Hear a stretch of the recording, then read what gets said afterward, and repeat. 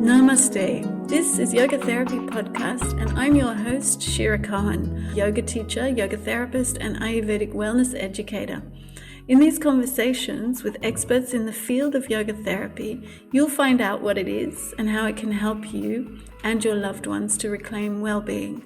We'll touch on physical as well as mental health, physiology, emotions, women's health, spiritual well-being, goddesses, and self-development in the fullest sense. Listening to another story can change ours, so thank you for showing up, and let's begin this journey together.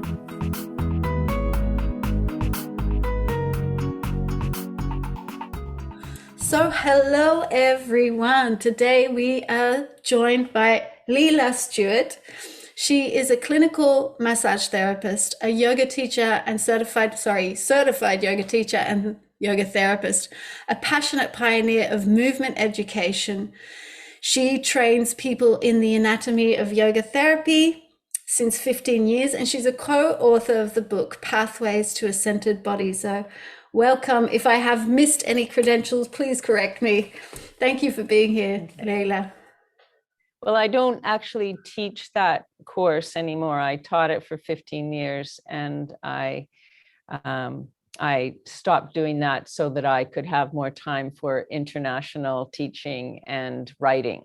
Oh, wow. Yeah, so you're writing more. I teach that, but not in a 2 or 3 year course anymore. That's what it was. Wow. Yeah. Great. And I miss that. Yeah, I bet. Started out a 1 year course, and then it went to 2 years, and the last cohort was 3 years because they wanted to do the 800 hours. Beautiful. Yeah, I can imagine. I'm teaching a little group of yoga teachers. We're just 5 people or 6, and it's just amazing because you can go much deeper with them, and they want all the juicy, nerdy stuff. So it's really nice. They come up with amazing ideas things themselves. Yeah. The riff that happens when you're with a group of like-minded people who are all interested in the same subject. Yes. Yeah. Oh, okay. So tell us your yoga story. How did it start, and when did it turn into yoga therapy? Okay. Well, actually, it started out as yoga therapy. Oh, wow. Yeah. Okay. Yeah. Okay. I injured my back when I was 19, and yoga was not very well known at that time in the 70s, and a friend of mine said, "Oh, my boyfriend's mother is doing this thing called yoga, and it's supposed to be good for your back."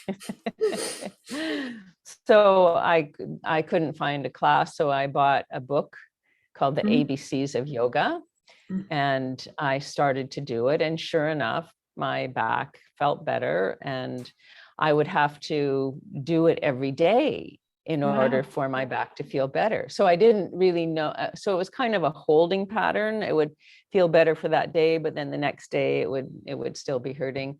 So I like to say that yoga grabs you. Yeah. So I started to do it. I just thought it was something physical, and then it grabbed me, and it becomes your life. It became my life. So yeah. I know what you mean.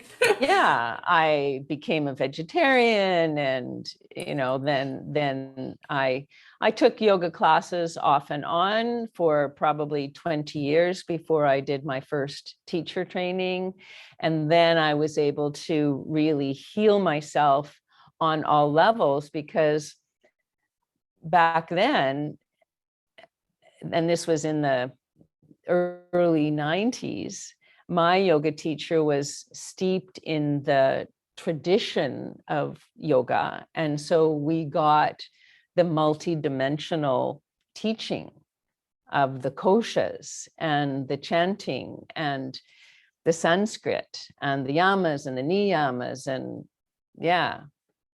and all the sutras. And so I really got a firm grounding in what yoga in the yoga tradition.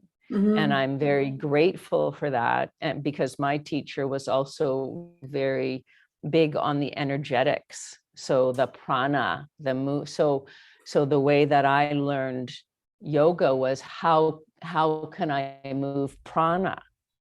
Mm-hmm. Can you So explain to listeners what prana is? Because some listeners might not know. yeah, well, prana is that which animates us when it is our life force energy, and it's what makes everything work. Prana moves us. It moves our thoughts, it moves our blood, it moves our food through our digestive tract, it moves our hormones, it moves everything, and including our emotions, it moves everything.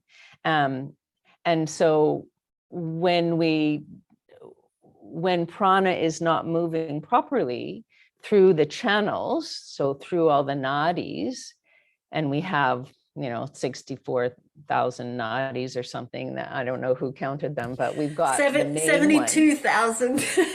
yeah, who knows, But the main one, Shushumna, and then the two on either side, the Ida and the Pingala, that cross at the chakras.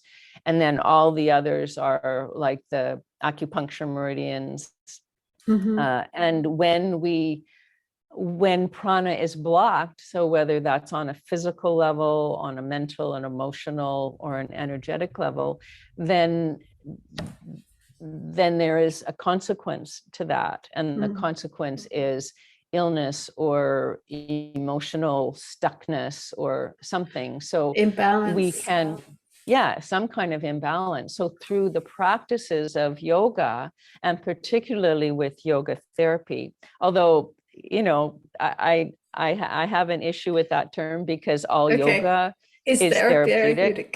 Traditionally was therapeutic. So, but we separate it out now. So we know that when we do certain pranayama, then that moves energy, or when we chant, or when the feeling of energetic sensation when we do certain postures. When we do standing postures, it's very different than when we do halasana or plow. So when you it's a quality. When you feel for the qualities of the energy, then you start to learn, that practice lifts me up, and this practice calms me down. And so in yoga, we start to learn who we are. That's the process of svadhyaya. We learn who we are. We learn our quirks and our our idiosyncrasies, and how do we hello, how do we work with that? To bring ourselves more into balance. It's meeting yourself again and again in a new light. Just going back to energy, I'm also, because I'm writing a book on it and trying to describe it to a very skeptical mind, not the people who already are big believers and lovers of yoga. And I was kind of thinking, what's the best way to describe it? Would be like bio-electromagnetic energy. Would that be something you would describe it as too? Well, I would also add in the consciousness, spiritual. Yes. When I started teaching, I had to really convince people about the reality of energy. Of course, I feel the same. I feel in the same boat. But I think it's much more accepted now, or people get that it is a reality. But the nuances of it, in terms of there is a spiritual energy, there is an emotional energy. Emotion is just energy in motion, in movement. Right? That's why it says emotion. It's so simple. And you know, the word in Sanskrit is rasa, and rasa means juice. So it's like the juice of your being. It's amazing. I like that so much. It's so simple. Okay, So let's move on. I think you touched on a point. And why does it irritate you that we've separated yoga from yoga therapy? Because for me, I kind of appreciate it now in this time, because so many people say they teach yoga, but they aren't really teaching yoga. They're teaching the asanas, which might later become yoga, but it's not. Sorry to people who don't know, asana is poses. Yeah. Well, like I say, traditionally, Mhm. all yoga was taught for the individual working with the teacher, and there was a relationship, and the teacher got to know who that student was on all different levels and give practices specifically for that student. You know, that's why all of the students of Krishnamacharya ended up teaching vastly different types of yoga, because they were taught according to who they are. And so, I mean, we separate so much in this world. There's so much specialization in the medical world, and you know, in the psychology world, but I mean, there is some value in differentiating yoga teaching from yoga therapy, just for the benefit of the public, so that they know that when somebody says they're a yoga therapist, that they have specialized training and specialized knowledge, and they're not going to be asking you to do things that are going to hurt you. Yeah. Yes, that's a good distinction. Yeah. Yeah. Which often happens. Yeah. Yeah, because I've got anatomies, I've got a you're going lot to of tell us in a people. minute how Yeah. vast anatomy is and how important it is, and a 200-hour isn't even scratching the surface of basic understanding of body abilities. Yeah. No. And that's that I mean, I am a massage therapist, and I know bodies intimately from having touched them a lot, and so I know what can happen if somebody doesn't really have any idea of what they're doing. Well, somebody comes in with a low back pain, and not to know that back pain can be caused by so many different causes.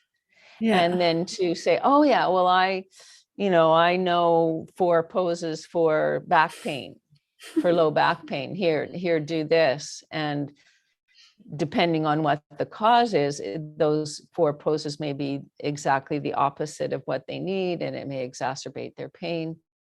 So I believe that more knowledge, more education is always better. Yeah. And that we should continue to be learning until we die. Yes. Yeah, but certainly for anyone in the yoga teaching community, because even in regular yoga classes, there's always people who have stuff going on.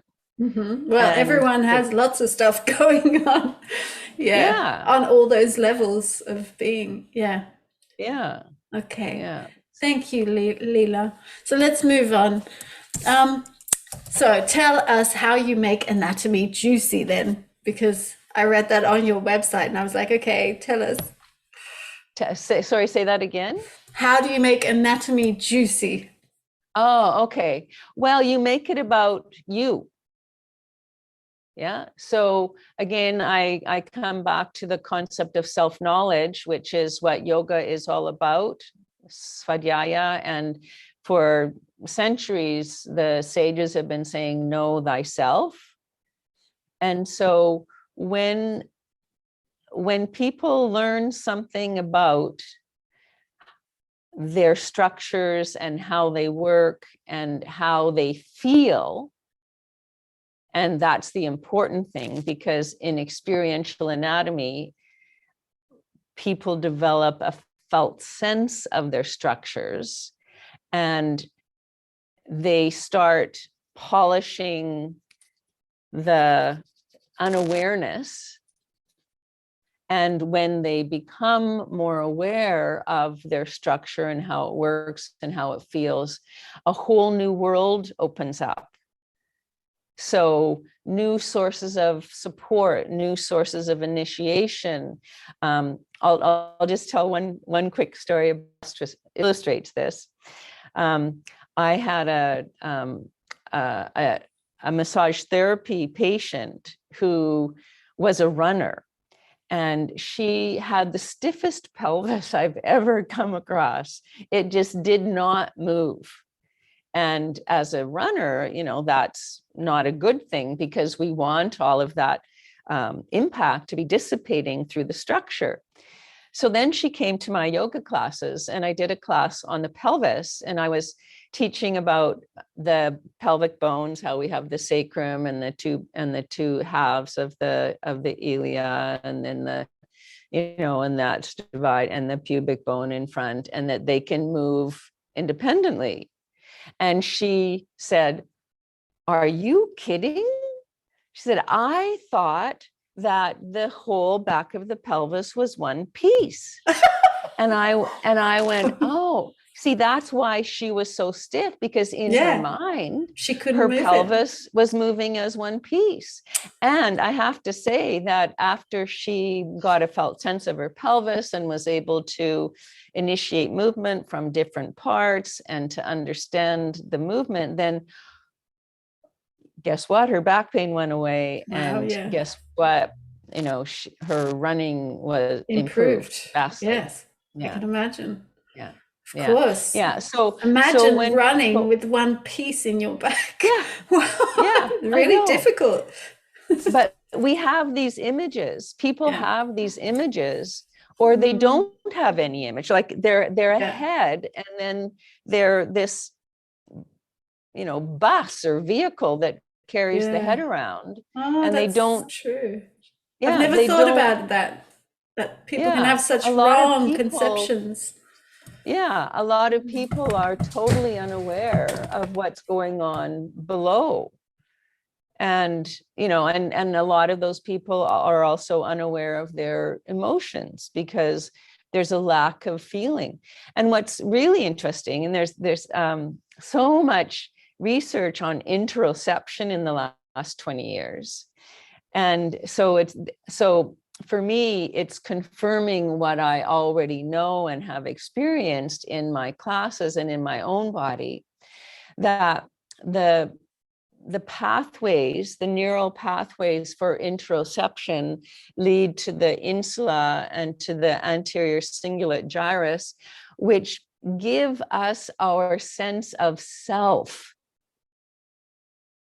Give us our sense of self. Wow. and also have to do with our emotional self. Wow, that is beautiful. Thank you for that. Yeah. So when we become more aware of ourselves physically, it increases our sense of self, our ability to self-regulate. And our ability to have compassion for ourselves. Yeah. Well, that's what happened to me when I started practicing yoga. I was a very unconfident person and not very gentle with myself at all. And then you start to feel this self-love over time, and just enjoying being with yourself. Yeah. So now we've got some science behind that. The yogis knew that 5,000 years ago, but we in this day and age, we like to have our science to back everything up. And it's happening. It's not enough just to feel good. We have to know why we feel good. Yes. Scientific explanation as to why we feel good. And why people are healing. Okay. So how does, we've just discussed that. So my question was, how does understanding this experiential anatomy empower us to self-heal? But I think we've just touched on that. Well, also it this whole concept of self-knowledge, it expands, and we start to make connections with ourselves on all of the koshic levels. So on the physical level, we realize, oh, when I sit like that, then my back hurts. Or when I'm aware of my psoas, when I climb stairs or when I hike, then I don't have to use so much energy, right? Or I can last longer when I'm hiking. On an emotional level, we tie in, oh, when I get angry, I'm noticing that my shoulders go up. So we start making these connections on all levels, including Anandamaya Kosha, the level of connection. So we make a connection with ourself that does lead to compassion, that does lead to an awareness of, oh, this part of myself is hurt, it's injured. And instead of trying to make it better or give it away to someone else to make better, yes, we can have a relationship and a conversation with this painful part and ask it, well, what do you need? And maybe try a few things. Oh, does that make it better? Does that make it better? Oh no, that doesn't make it better. So I'll try something else. And then when we have that connection to ourselves on a physical level, on an emotional level, on a mental level, then it takes us deeper into the other level. So we start to become aware of ourselves at a much deeper level. Like what is our conditioning? How is that influencing how I am talking to you, or how I perceive things? And then deeper still, I can make a connection to that deep inner stillness that is what connects us to everything and the all. And I think by making all of those connections on more superficial levels, gradually getting to deeper levels, then that takes us into the spiritual. Yeah, I totally agree. You're so right. It's a beautiful way to say that. That's the process of yoga. Yeah. And it's just nice to hear it because everyone says it in a different way, but it's, we're all going through the layers to that self. And why is awareness, and like you said, self-awareness, I guess, so essential to this progress?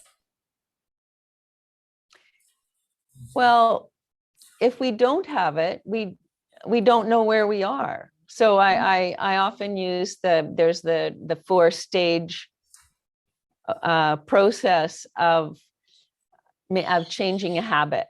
Right? So first there's unconscious incompetence. We don't even know what we're doing. So people get really interested. It's like, oh, I didn't know my shoulders were up, or, oh, I didn't know I rolled back on my sitting bones when I'm sitting, or I didn't know I was walking on the outside of my feet. I didn't know my weight was in my heels. So that's the second stage, where you become aware of your incompetence. So we have to know what's going on before we can change it, do anything about it. Yeah. So the second stage is conscious incompetence. The third stage is conscious competence. So we learn the new skill. So one of the skills that I teach is foot triangle. So balancing your weight equally on the 3 points of the foot triangle, and how does that change everything in the pelvis, in the rest of the body? How does that change how you respond or perceive? How does that change how you are able to emotionally regulate? So conscious competence. We have to, we keep forgetting, we keep slipping back into the old habit quite regularly. Yes. And but we know how to make it better, right? We've tried all the Goldilocks stuff, like, oh, not this one, oh, not this one, oh, this one, this works, right? So then hopefully over time that becomes unconscious competence. So it's so ingrained. We've done it so many times. The requisite. Some people say 30,000 times. Some people say whatever it is. However many times it takes a lot to realize. I'm doing that. I'm not doing my old habit. And then you still tend to slip back when you're stressed. Yeah. But knowing that. I know that I will probably slip back into that habit when I'm stressed. Knowing that is forewarned is forearmed. Yeah. So I often get people to start with something really small in terms of changing habits. So the example that I give for myself is I used to be quite meticulous about which direction the toilet paper was, like it had to hang from the bottom. And so I chose that as the habit, as this silly little habit that I was going to play with to change. So it was quite onerous for me, and it was challenging for me because I liked it to come out of the bottom. And then one day I realized I put the new toilet paper roll in without even noticing. And I thought, okay, well, I've changed that habit. And now sometimes I just comment, I don't care anymore which way it goes. And it doesn't, and I don't even look. So that's how ingrained we want the new habits to be. And that's awareness, because it takes us being aware of, I'm going for a walk and I'm finding myself walking too heavily on my inner foot. And I know that that's going to affect my knees and my ability and my pelvic floor and all of that. So to develop the capacity to stay in awareness, I talk about in my training, talk about having one eye in and one eye out. Lovely. Yeah. Do you want to do that practice with us, or shall we keep talking first? Let's maybe do the practice at well, maybe we should do a little practice now then. Yeah. Okay. Yeah, sure. So that people know what that is. Yeah. So if you this will be a practice investigating a little bit about our breath structure and how changing one thing can change everything. Yeah. Because we are all connected. Okay, so if you could sit comfortably, find a place where you're sitting comfortably on your sitting bones so that your spine can be in neutral curvature and your head can be in a relaxed position above your spine. And if it's comfortable, you could close your eyes, or otherwise just turn your gaze downward. Take a few moments to notice if there's anything else you need to do to bring a little more comfort. Do you need to lean back against something? Do you need to change the position of your feet? And now if you could simply tune into your breath as it is now without changing anything.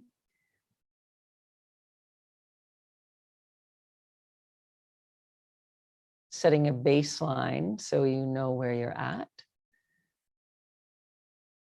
So noticing where your breath moves. Where can you feel your structure moving with the breath?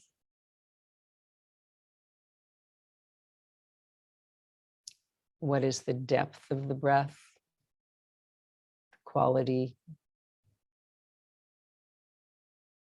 The ratio of inhalation to exhalation?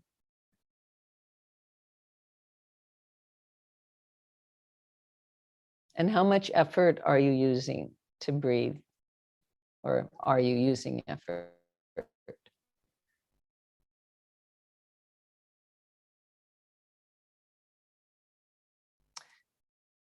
Okay, so I'm going to just, if you could open your eyes, I'll take my sweater off. So the structure that I'd like you to play with are your clavicles, so your collarbones. So if you put your fingers right in the middle of your chest, you can feel your sternum, yeah? And your sternum is also involved in your breath. So as you inhale, the sternum moves up. And as you exhale, it comes down. So just putting your fingers on your sternum, emphasize that a little bit. So as you inhale, think about the sternum moving up.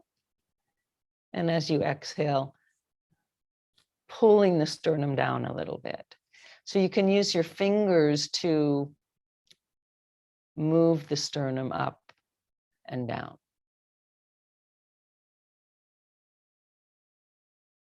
Okay. So you can keep doing that as I explain the next piece. So your sternum actually has 3 different pieces. And the top part, there's the body of the sternum, which is lower down, and then the little xiphoid process, which not everybody has. And then the top part is called the manubrium. And the manubrium is what the clavicle is attached to on either side. But as the body of the sternum rises, the manubrium hinges a little bit. There's a joint in between there that's supposed to move. It gets a little cemented in as we age if we don't move it. So there's this movement that happens. So the sternum goes up and then tips backward. And when it tips backward, it spreads the clavicles. So our clavicles are meant and they're pushed apart when we inhale. So if you could, we'll just do one clavicle. First, feel the notch in the middle of the sternum there. And then if you just palpate with soft finger pads on one side, you'll feel a bump. And that's the joint between the medial joint between the sternum and the clavicle, the sternoclavicular joint.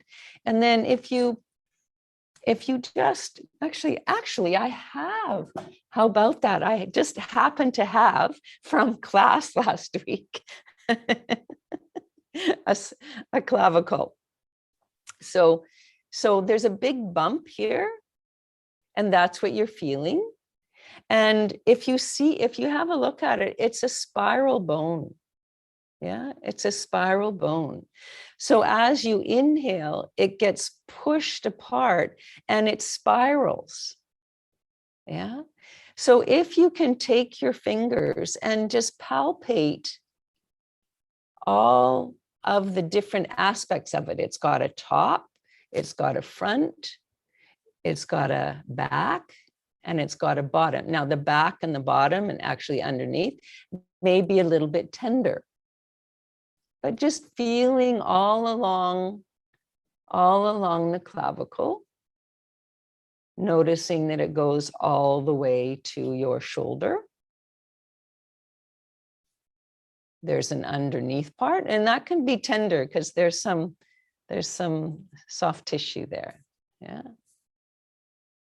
And then at the other end, there's also a bump at the shoulder. Yeah. Okay, so as you inhale, the clavicles spread apart and they spiral. Well, actually, they're spiraling back. Yeah. So just using your hands here, or you might even want to put your hands on your clavicles. As you inhale, use your hands to get that sense of spreading apart and spiraling. And think of them spiraling out so they extend past your shoulders. Yeah. So as you inhale, spiraling out. As you exhale, they come back in.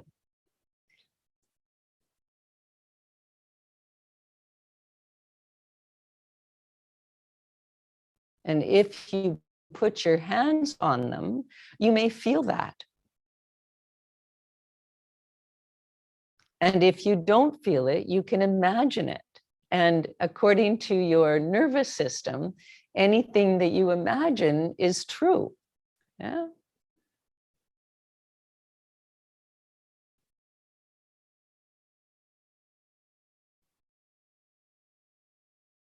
Okay, so now stop doing that, close your eyes again, and tune into your breath again and notice if there's any difference.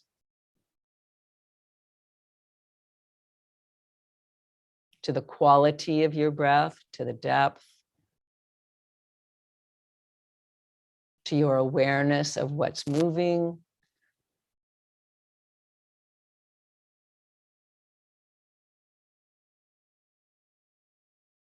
So the tuning in, the pausing and the noticing, that's part of building awareness. Yeah. So Shira, what do you notice? First of all, that was fascinating because I never knew that they spiraled as they moved out. That's really great. And you can actually feel it. Well, I can feel it.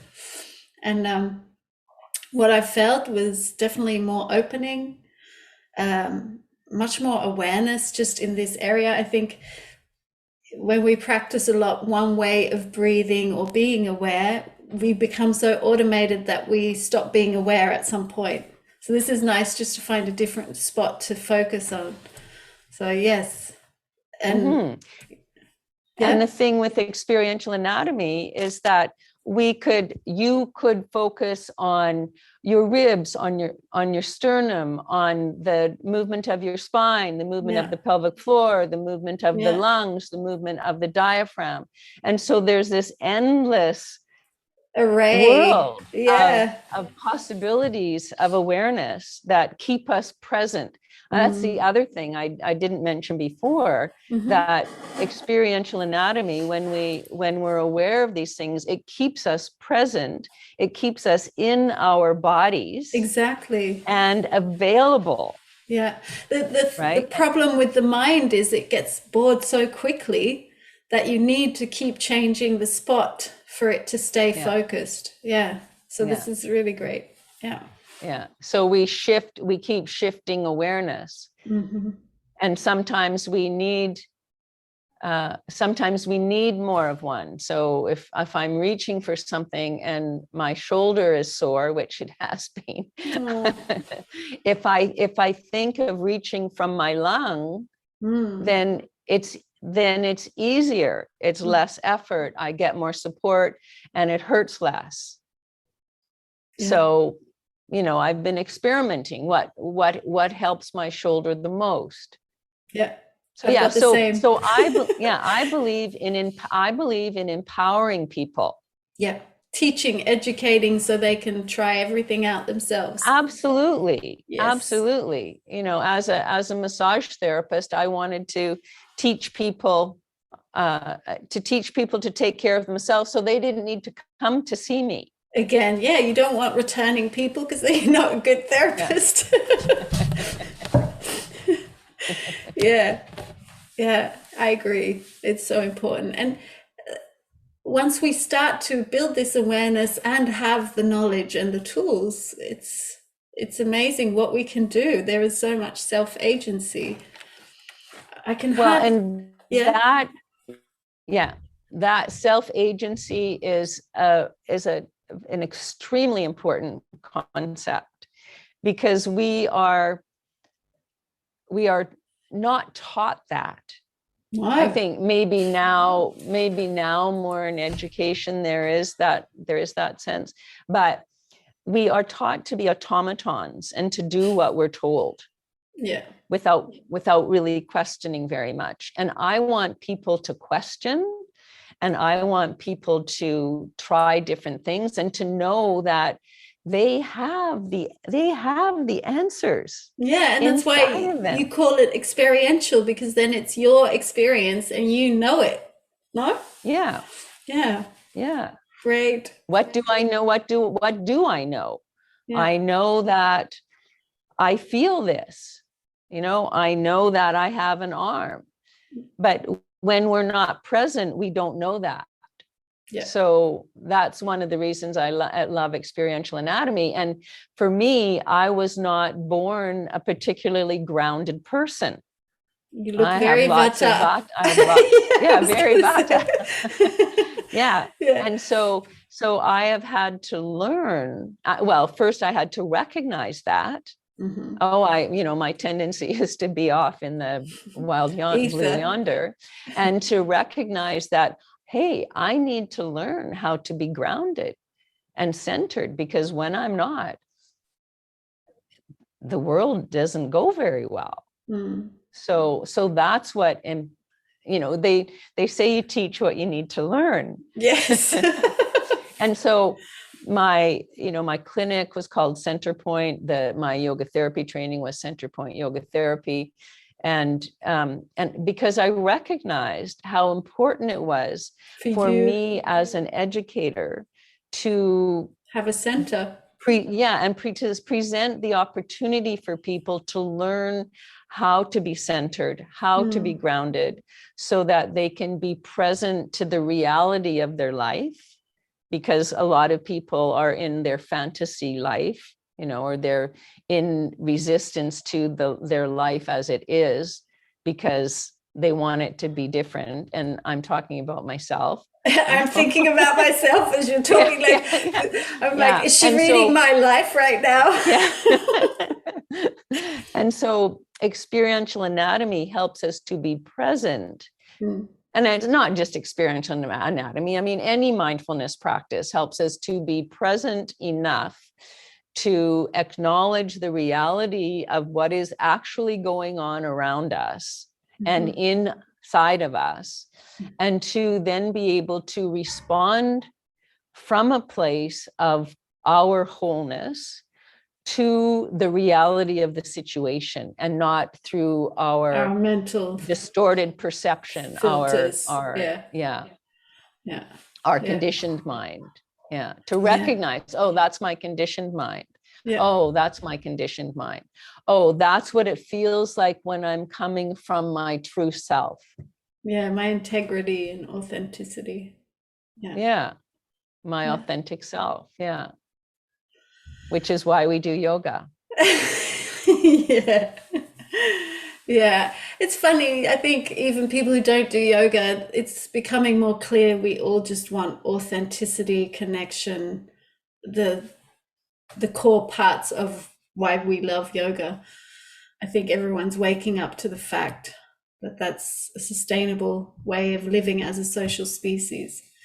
Yeah, and that's why I was so distraught in the late 90s when the new model of yoga studio came in, of the $99 a year where students did not have a relationship with their teacher, and it made yoga into a commodity rather than a practice, a community, a community, and a relationship with the teacher of mentorship. So I'm glad. Yeah, I'm glad to see the whole explosion of trauma awareness, because it's brought us back to the importance of connection. Yeah. And so I think even COVID, this whole past 1.5 years, it's just brought to light all our problems. And therefore, even now I'm seeing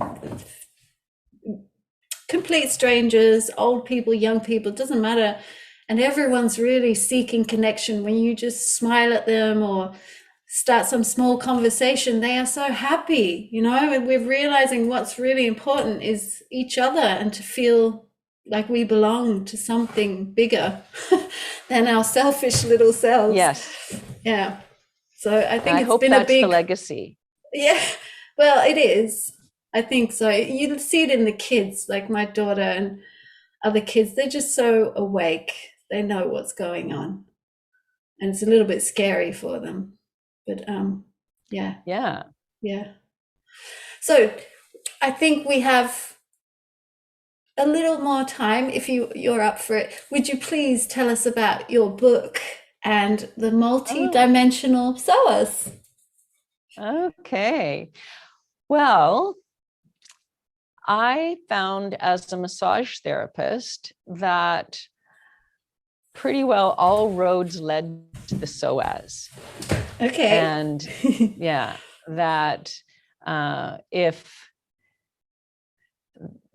then I read an article by Thomas Myers. This was probably somewhere in the 70s. I think it was his article, and he mentioned a workman's compensation organization in somewhere in the States, and that he was quoting the head physiotherapist who also said that. Okay. And I thought, oh, okay, so I'm on the right track here. And and as I delved into it, I realized it was not just physical, that when the psoas is either offline, not really functioning, or overly tensioned, and Thomas Myers gave us the information that the psoas, it's a huge muscle, it's 16 inches long, it joins the spine, it connects the spine to the legs, the organs sit on it, that it was actually connected to every single aspect of ourself. So physically, it can, if we're out of alignment, it will hold that misalignment, or if it's tensioned on one side, it's going to create a scoliosis. And so it was, because it's so strong.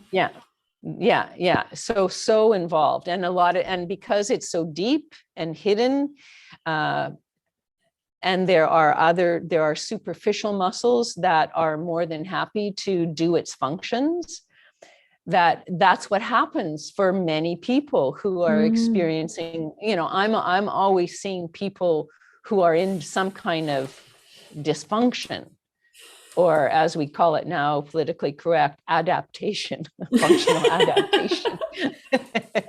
Oh, we have to be so gentle with our words. Yes, it drives me nuts. We do.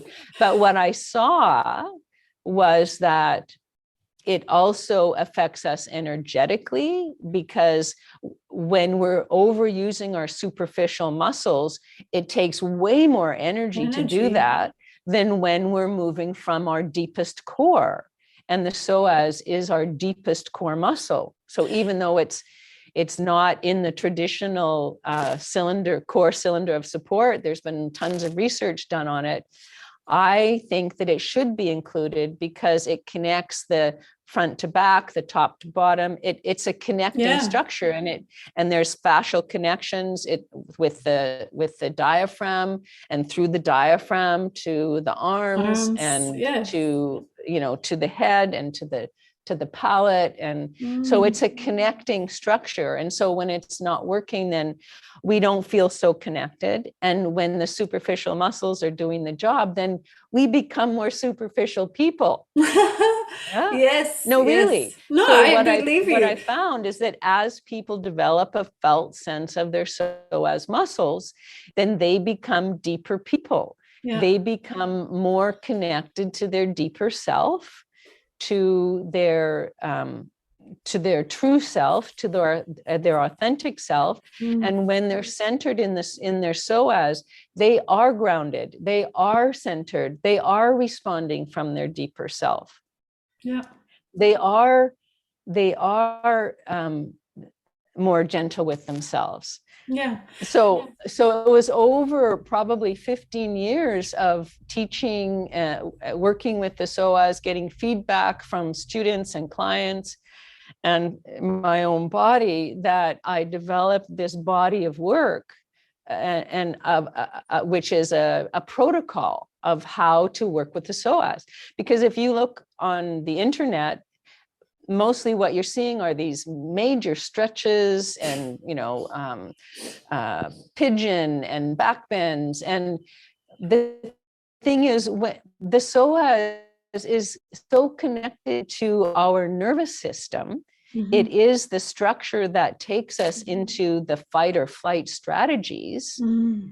So if we do that, like anytime we do something that's too much for our nervous system, it goes into lockdown. So that's what happens when you overstretch your psoas in one of those grand stretches, then it contracts. Mm-hmm. And that's probably yeah. why people get shallow as well, because you don't want to go into the depth, because there's tension, there's difficulty, there's imbalance, and you avoid it. Yeah. So the protocol that I developed over all of these years is, let's start just by saying hello to the psoas, like forming a relationship with it. I've heard you do this. I think, did you do something on Yoga U online? Yeah. Actually, Donna, my co-author, she took some of the practices from the book and did a course. Okay. On Yoga U online. No, I did a foot course, foot and ankle course with Yoga U. Yeah. But unless the psoas is approached in that way, because it is so connected to the nervous system, the lumbar plexus is embedded in between the two layers of the psoas, and it's full of fascia. It's right there with the enteric nervous system. That's important. Right? So wow. Yeah. So if we scare it or freak it out, or do things too violently, then it is going to go down. It shuts down. Yeah. So the protocol is a step-by-step process of really gently untangling and saying hello and subtle softening, because it's got so much fascia in it that we need to soften it and hydrate it. And then only then, with our mind in it, do we very consciously lengthen it. But first we just lengthen it knowing, oh, I'm moving this end away from this end, or I'm using this image to do that. And we're in there. We're making what I call psoas events, right? We're moving from our psoas. And then when we do that, we move from a deeper place. And that puts us in touch with our deeper self. So the psoas work has been life-altering for many people. And I've done a workshop. I can't remember where or with who, but with the psoas, and it was amazing. It really released a lot of stuff. Emotionally, energetically, mentally. Well, even on a physical level, what I noticed as a massage therapist was for most people coming with low back pain, I never went to the back until much farther along in the process, because I would work with the psoas first. So it's a very important muscle, and it behooves us to learn about it. Great. And that's what your book is also about? Well, that book is called Pathways to a Centered Body. And I'm in the process of writing a second book now, which will be Experiential Anatomy as Therapy. Wow. So in that book, I will draw some of the best practices from the training that I taught, and what I have found has worked best in my yoga therapy community classes. Wow, great. When's it coming out? Well, my deadline is next May. Okay. For Handspring Press, who is the publisher. Oh, great. And so I'm not sure if it will come out in fall 2022 or early 2023, but yeah. Okay, exciting. Yes. Yeah. And one would think that during the COVID lockdown, writers would write more, but we were struck, I know many writers who were struck with that malaise, that lethargy of nothingness. I didn't have that, but I had a lot of sadness, but I danced and cried through it. And that helped me to keep being creative because I could express whatever I was feeling. Yeah, good for you. Yeah, I was lucky. You figured out a good strategy. Yeah, I'm really working with the physiological body to find out how to keep the momentum going, because that has been my struggle most of my life. Okay, Should we finish here, or is there anything you wanted to tell people, listeners, before we leave? Well, I would just urge people to continue to expand your awareness on all levels and to go in. Thank you. Yes, good reminder. So bye, everyone. Thank you for being here all the way to the end. Links will be in the show notes, so please just check it out if you'd like to know more about her work. Bye. Thanks, Shira. Thank you as well.